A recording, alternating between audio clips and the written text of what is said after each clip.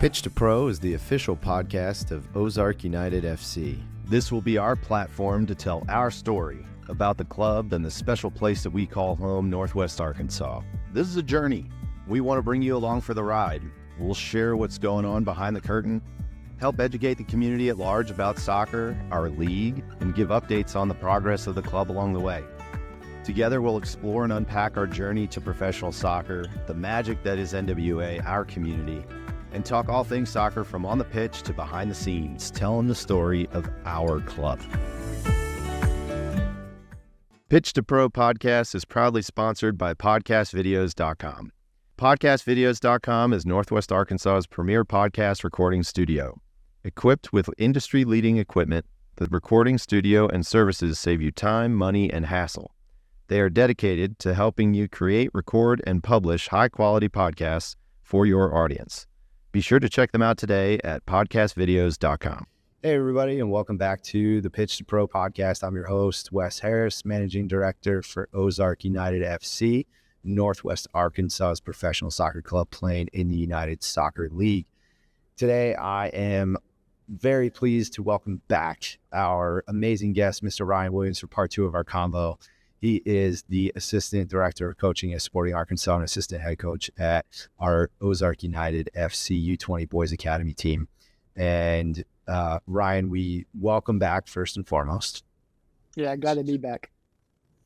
And, you know, if you missed it, we'll give you a brief recap. But if you missed it, Ryan touched on a little bit of his background in pathway to pro, coming all the way from Hawaii, tropical paradise, and playing soccer out there and just dreaming of becoming a pro and making it all the way to the USL Championship with New Mexico United. So Ryan, thank you so much for joining us again, man. And, you know, we talked a lot last time about the playing environment and your journey as a player and the adversity you went through, and, you know, the triumphs that you got to experience as a player that few get to experience, right? But a lot of that was down to your hard work and determination and being able to come back. Talk a little bit now where I want to pick us up is your transition into kind of coaching. Did you know that, you know, you unfortunately had your playing career cut a little bit short, right? But yeah, you know, and that, you know, to your point, you know, you kind of got dealt cards, right? That a lot of it was out of your control. And, but did you know before then that you wanted to transition to coaching after playing? Like, when did that start to become like an option that you wanted to pursue? You know, even when I was finishing up playing, I just stopped playing by choice. And when I was finishing up playing, I didn't really want to be a coach. You know, I'll be honest, like, it was like I think I was good at teaching. I did personal training. I was doing personal training. I worked with a lot of teams, you know, on the side. But like being a coach, I didn't really know if that was like something I wanted to do. But again, like even in college, like I was training I was training players, I was training teammates. You know, like I was really I was really on the teaching side of things. And in college too, I was almost like I was actually running some passing activities in college.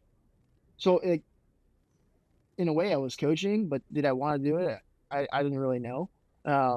And really when John Brown, the assistant position was offered to me, and when it was opened up, you know, I was like, okay, well, let's see what this is about. And so I pursued it, and I was at John Brown for 3 seasons. And there's parts of coaching I just really loved, you know, especially that teaching side of it. I wanted to, when I was at John Brown, bring what I knew and bring it to players who, you know, they're top athletes, you know, and see if I could boost their play, right? Because there's moments as a coach where when and these are really moments that really is the drive for me in what I do, is when the light bulb switches, when the switch turns on. I'm like, or when things click, because you're coaching, you're teaching, you're engaging, and when finally something clicks, and you see the effect of it, and everything is going, like you see it in their eyes, their body language, their facial expression, and then you see it in their play, their performance, and they gain success there. Like that is one of the coolest things. And so It, like for me, like when I getting into coaching, like that was really something that really I think draws me in. So that's yeah. awesome. And now you're getting to do it at a bunch of different levels and age groups. And, you know, I think you hit on that. You've obviously done it at a higher level than I have, than just like 7-year-olds. But even to watch at that level, right? Even just to Yeah. watch at that level, you know, 4v4 scrum ball, like seeing your team by the end of the season connect 3 passes in a row, and like players Yeah. trying to open into space is, it to your point, it was one of the most fulfilling feelings, and just like joy, like wow, like so cool. Yeah. Um, Yeah. and you know, it obviously translates in a much different way and manifests Hmm. in a much higher level, different way at the college level, like you talked about, and with the U20 boys in Ozark. But talk a little bit about the difference between, you know, what you're doing now with club and kind of the youth there. I think you have the 2010 team, if I'm not mistaken. 2012 team. 2012. 2012. Okay. Yeah. Yeah. And you know, that's a real critical age group. You know, that 12, 13 year old that Yeah. is like right on that cusp, right, of like how Yeah. their next playing years are going to shift, right? Yeah. Uh, yeah. So, um, how my role kind of looks different with the Ozark United with the 2012 boys and then what it does in the college side. Um, for me, for me, it's just the teaching has to meet the age, right? So Mhm. that's always a challenge to whether bring it down, bring it up, like that's always a challenge. So, um, but where I'm at is I take the players that I have and I have to move them into players that or get to a certain spot, right? And that's something I like doing. I like taking players. I like having players, and let me see what I can like. Let's see where we can go with those players. And so it's with the Ozark United. I love that it's a community of it's our community of players, and I Yeah. get to engage our community, and see if I can help these players get to where they want to go. Because at the end of the day, like you reflect this community, right? And Right. it's when you um kind of tie it into the last time or the last Mhm. episode, like in Hawaii, when you're seeing players going and you're seeing them doing good stuff, wow, you're like, well, if he can do it, I think I can do it, and same thing here when you see players in Northern Arkansas start going places and they're doing stuff, and it's the community gets smaller and smaller, the soccer community gets smaller and smaller, and you're like, whoa, like so and so did it. Like you have to know that because that's inspiration, right? Like that's motivating, and it's tangible, right? Like you're seeing it, and you're like, I can get there too. And so like that's what I'm doing with the 2012s and the Ozark United. Um, it obviously looks different at the different ages. The 2012 group is Yeah. a interesting age because, like you said, it's huge in their development in the development years. Yeah. It's the for what I think the engagement on the intellectual side of the game is very important, right? Because that like how they think through the game now, it kind of shapes how they're going to think through the game as they get older, and as they get older, it's really hard to kind of get out of those ways, right? It's hard to learn or your thought processes are really hard to change. But right now, it's very malleable. Did I say that right? Yep. you Yep. you can Yep. you can you can Valuable. really mold Absolutely. those things. Yeah. So you can really mold it now. And so Yeah.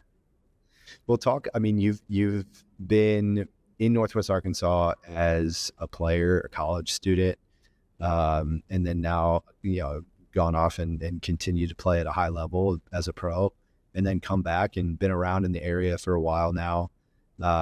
Started a family and now in the coaching space. How is the game, like, talk about the growth of the game in the area and what you've seen in your experience, and then, kind of tie that into then what you're now getting to do with the U20 boys and how that's kind of culminating. Yeah. Well, I coached a player at JBU who is from this area, and he was a top player. Actually, did some really good stuff. Like set some really high records at JBU. And as I've engaged even with the youth side of it, there's talent. There's talent here, you know. And I think what for me is really important is to meet talent with content, right? Like to push that. Like I think the talents here, and as things get more tangible, and they say in the pathway, right? That helps. But like any education, you have to meet people where they are and be able to get them to where they're going. And so it's as a coach, it can be, and I kind of I wrestle with this stuff because I'm fairly new. I'm fairly new into coaching. I wrestle with, man, I want to win, because that's how I was as a player. And every coach is that way. That competitive drive. Every parent's that way. I mean, if you're in a competitive like environment, you probably want to win, no doubt. Yeah. Right? Like no one plays. Yeah. I don't know of anyone who plays soccer or coaches soccer and says I like losing. You know, so it's like you wrestle with that pride a bit, but to win at the expense of development, like I don't know if that's very good. It may be a good feeling, but for development's sake, the player's not getting anything. And right. And I can only say this because I was this way as a player. You see through people, you see through stuff. Even if you're winning, you see through it. And so like it, and being able to like receive that content so important, because that if you're being challenged and you see your learning going up and up and up, well then your hope and your dream almost seems to be a bit more realized, right? Like if I feel like I'm being pushed and I'm being taught better, and this is the same thing in school, like if you're getting content that's challenging and you're being engaged by a professor or a teacher that's really pushing you and really, well, especially in the college, and I think in the college environment, if you have a professor who's really pushing you and engaging with your own, say, papers or your own work, and they're able to get you to where you want to go, well, that's very actually encouraging, right? And so, and when that happens, you're like, okay, well, I think I can actually reach something that I want to reach. But if I can't, then well, if I don't see that, that class is not a fun class. In other words, that class is a joke, right? Like you don't take that class seriously. You don't take that team seriously. You don't take that season seriously, right? So it's like, I find that, and it is, especially at the higher levels too, that it's I guess important, but like maybe there's a better word than important, or vital. It's vital that you get content right, because the content is like it kind of matches that pathway, right? And so yeah, at the one, it's like the 2012s, the U13s, U14s. Yeah, trying to shape how they see the game is very important. But once it's shaped, you got to be able to continue to push and push. So that's awesome. Well, talk about transition a little bit here, and let's talk about your experience so far, right? Still ongoing with the U20 boys academy program with Ozark United. What did you see from the response to tryouts and the level, and then how this group that truly was representation of our community at large from all corners, and a lot of, and I'll let you talk about it, but we had players that were rivals for the majority of their playing career, now coming together and getting the best talent in the same place under the same badge and playing together and competing at really, really high levels. Yeah. The experience, I don't really know where to start. because there's a lot to it. I think. So I guess tryouts was, man, the amount of like players that showed up, that was really awesome. And you're seeing all these players, and as a coaching staff, you're like, oh man, like, well, we gotta sort through these players, and that was a challenge in itself. But like just all those players coming out, I think it showed something to the community, right? About this, almost this, I want to be a part of this. There's togetherness, so to speak. And while they may not think it at the time, like these players, like you were saying, coming from different clubs in this area together, and they're playing, and not only just playing together, but they succeed together, right? And that's showing what we've done in this fall season. Um, experience again. I think when I look at the players who came in at this tryouts, right, and you're evaluating players, you're seeing how you say that, you see like technique, you see their feet, right, and it's some are close, some are way higher than others. But at the other side, you're judging, at the other side of it, you're judging again, like your decision making.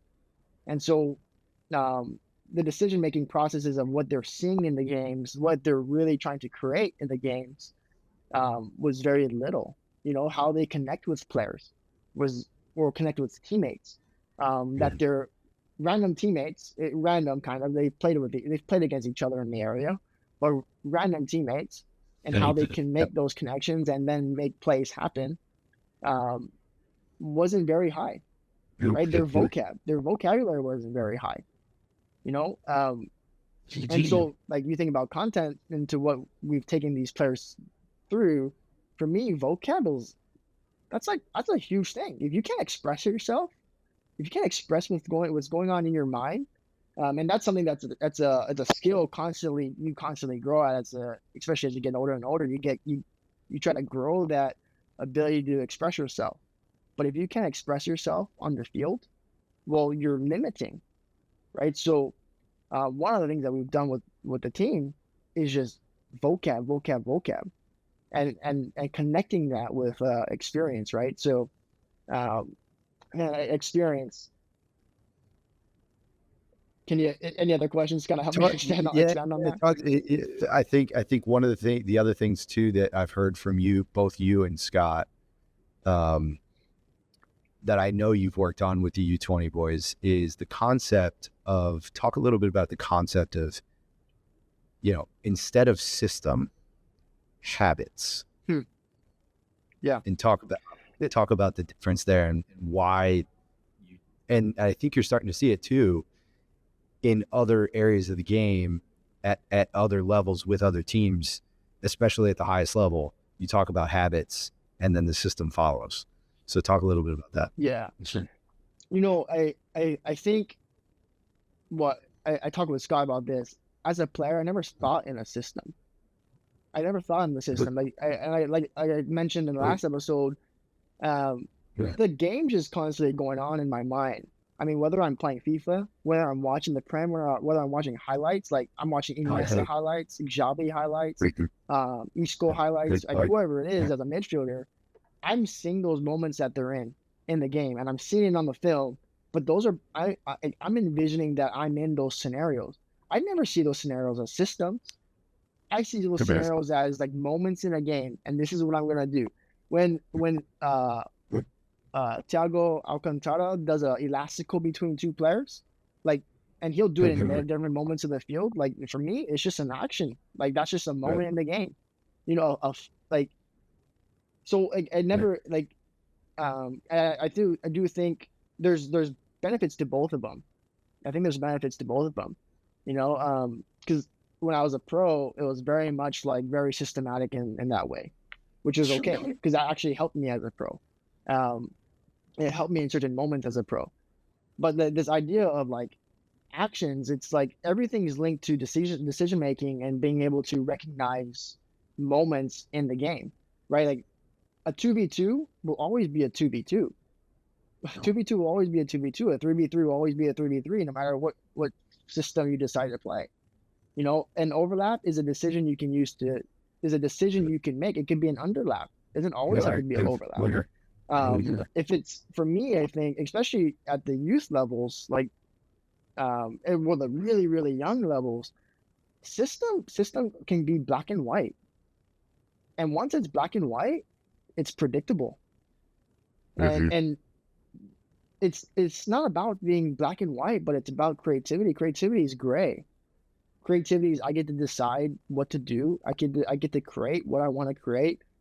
So for me, it's and that's what ultimately I think changes the game. Like this game is constantly changing. Like there's things that are being done in the Prem that you never see done. Like the one that comes to my mind is Orange Slot or Pochettino, the way they use the outside backs. I've seen runs by the outside backs, and like, I've never heard of that run in my life. But again, like you talk about like the creativity, like a player to be creative and to, like, a player can think that. Like these kids can think that. They can come up with those runs on their own if you allow them to come up with those runs on their own, right? And it's like, but my way of thinking, it can be very limiting, you know? And the whole thing is, I'm not playing. It's these kids are playing. These kids have to be creative. These kids have to make the decisions. These kids have to see the moments, right? And so for me, like, the actions, it's like it's a tool set. Like you have all these actions, all these things that you can do in a game. And for like a training session or for a game, it's my job to facilitate. Like, can you see the variety of tools that you can use in a given moment, right? Because it's not always one thing. One thing doesn't always work. One guy's body shape may be slightly turned. That actually several other actions you can do, right? And that high level detail, like, well, that like comes from just playing.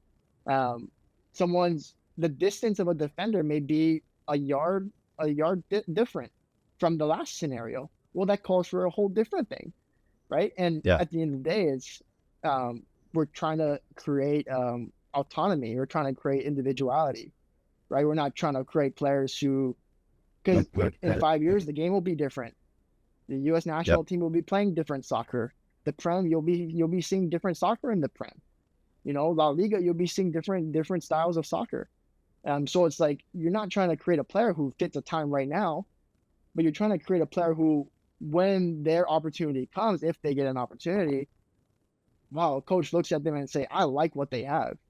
I can bring them into what I'm doing, you know? So like, for me, it's like, I think, well, that last thing, I think on the actions piece, the actions focused opens up a player for a future opportunity, right? To fit anywhere. Instead of like a system like 4-3-3, 4-2-3-1, you're going to play this type of a midfielder. You're going to make these kind of runs. You're going to be showing up in these spots. You're very limiting. Like you're a 12-year-old, a 10-year-old, you're telling a 10-year-old to be in this one spot. Well, you do that for a while. You get around their next opportunity. Say they're trying out for a college. Sorry, they can only go to a college that coach tells them to go into this one spot. It's very limiting. I think it's very limiting. You know, it's very restricting. But if I can give a player who is playing a 10 and saying, hey, like, look at all these different movements that the number 10s in Liga MX. Look at what these 10s in the MLS. Look at this number 10, Honey Mukhtar. Like, look at what he's doing. And look at what these 10s in Liverpool are doing. Like, take it and run. Go do it. Go do your thing in the game. And you'll find this kid's going to be doing like all these different actions and like things that you didn't even think of. And they go in, I think later on, they go into a coach, their college coach, whoever it is, the next level, whatever it is, goes and sees this player and like, whoa, that's an individual right there. That's a thinker. You know what I mean? Like, that's a thinker. I can reason with a thinker. You know what I mean? And so I think that just like opportunity wise, like it's anywhere. Like if you're a thinker of this game, man, you can get into, coaches want thinkers. I want a thinker. You know? So. Yeah. To your point, I think it's an interesting way to put it where, you know, habits and actions are tools in your toolbox that, when presented with, soccer, to your point, in my opinion, soccer is all about situational decision making. 100%. Like at the highest level, right? And what separates and how do teams win is, it's about scoring goals, but it's situational decision making throughout the game. Because everybody can execute, everybody has a good touch, everybody, right? It's here, and it's situational decision making and the chess match that is the 9 minutes. And so your concept of focusing on, obviously you got to talk about system, but you focus more on building actions and habits that allow a player's toolbox to go here, that fills this with, very quick in the game, in the moment. How do I attack? How do I manipulate? How do I do those things based upon those habits and actions that have been drilled into me over and over and over and over, no matter what the system is or the situation is within the game. And that's such an interesting, different, dynamic to start to play around with, think about. And that builds on, you talked about vocab with the U20s. Like, some of that is vocab about actions and habits, right? And what does this mean if I call this out to a player on my team, right? And how do we communicate and talk through that? So really, really interesting stuff, man. Well, I'll end with this. What are you, and you touched a little bit about this as a player when you were at New Mexico United, what are you most excited for with professional men's and women's soccer coming to Northwest Arkansas? Well, for me, I have a son and a daughter. My daughter was just born. And so it's like, for me, it's like both games. To take my family to these games that are around this community, like, man, I think that's so awesome. I saw it in New Mexico United. I saw it with Mexico United. To be like, I don't have to go to KC for a game. Like, I can go and be part of my community here. Pathway is one thing, it's great, but I think for me, it's like, I get to do something. I get to go watch high-level games right in Northwest Arkansas. I find that I get to bring my family. I get the experience with my family what I got the experience as a player with New Mexico United. I get to take that. I get to take them to a game and watch our team. It's our team. Watch our community's team. I can support this team. I love like the I love like towns. Like in England, it's like towns. They have their team. I love that. It's like, for me, it's like Northwest Arkansas. That's our team. It's our town. Like, region, town. It's our town's team. You know what I mean? So I think for me, like, that's the piece where I look forward to the most. Like, it gets to be our team. That's cool. Well, Ryan, thank you so much, man. It's been another insightful and just really fun convo, and appreciate everything that you're doing with our youth in the area. And again, instilling that passion for the beautiful game onto the next generation. Appreciate everything you're doing with our U20 Boys Academy, and can't wait to continue to see the success there with those boys. And just all the best to you. Really appreciate you joining me. Yeah, Wes, thank you for this. This was good. Thank you for catching this episode of Pitch to Pro. Remember to follow us on all socials at Pitch to Pro, and visit pitchtopro.com or YouTube and Apple or Spotify, wherever you get your podcasts, for more great content. Until next time, Northwest Arkansas, cheers. Thanks for joining us on this episode of the Pitch to Pro podcast. Be sure to tune in again in 2 weeks for the next installment, and check out the Stoppage Time series for a recap of today's episode. Be sure to find us at Pitch to Pro on YouTube, Instagram, and everywhere you get your podcasts. Until next time, Northwest Arkansas, cheers.